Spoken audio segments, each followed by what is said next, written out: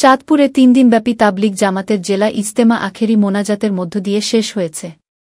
আমিন আমিন ধ্বনিতে মুখরিত হয়ে ওঠে ইজতেমা ময়দান।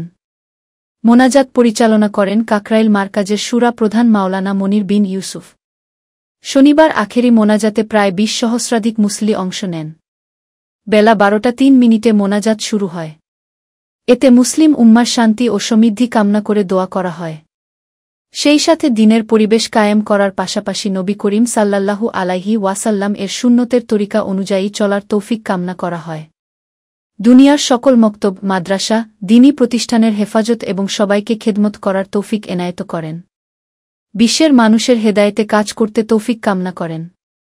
মুসলমানদের হেফাজতে আল্লাহর সাহায্য কামনা এবং কাফের, মুশরিকদের হাত থেকে ফিলিস্তিনের মুসলমানদের জন্য সাহায্য কামনা করেন।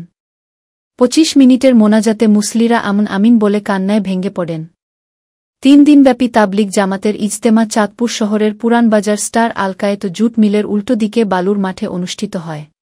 জেলা ইজতেমায় আমেরিকা, অস্ট্রেলিয়া, ইন্দোনেশিয়া, সৌদি আরব, কাতার, ফ্রান্স, মালয়েশিয়া, শ্রীলঙ্কা, ফিলিস্তিন, সিঙ্গাপুর, মিশর ও মরক্কো থেকে আসা মেহমানরাও অংশগ্রহণ করেন।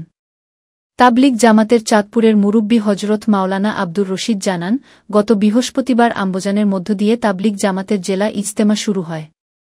ইজতেমায় উমানের উপর আল্লাহর একত্ববাদ এবং রাসূল পাক সাল্লাল্লাহু আলাইহি ওয়াসাল্লাম এর রেসালাত, আখলাক আখেরাতের আলোচনা করা হয়।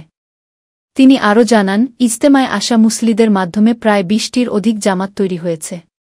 তারা দ্বীনের দাওয়াতে দেশের বিভিন্ন এলাকা সফর করবেন।